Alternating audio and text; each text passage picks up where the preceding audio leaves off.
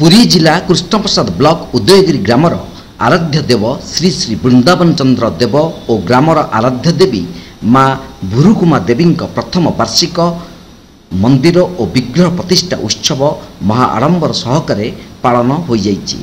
प्रत्युषरु वैदिक ब्राह्मण मान द्वारा होमयज्ञ सांगकु निकट अंचल दशमेल संकीर्तन मंडली द्वारा नाम संकीर्तन कार्य चली।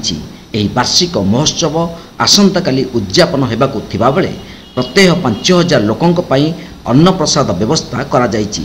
एथिपई गाँ चलचंचल थिबा बेले आसंता काली 23 और 24 तारिख 2 दिन ग्रामर नीलमाधव क्लबर उत्साही कलाकार मानकु नै मनोरंजन कार्यक्रम सामाजिक नाटक आखि अबुजाकु लुह अबुजा और भाई भौणीर नुआ कहानी नाटक मंचस्थ करिबा बोली ग्रामर समस्त युवक ग्रामवासी उत्साहित थिबा देखिबाकु मिलिछि।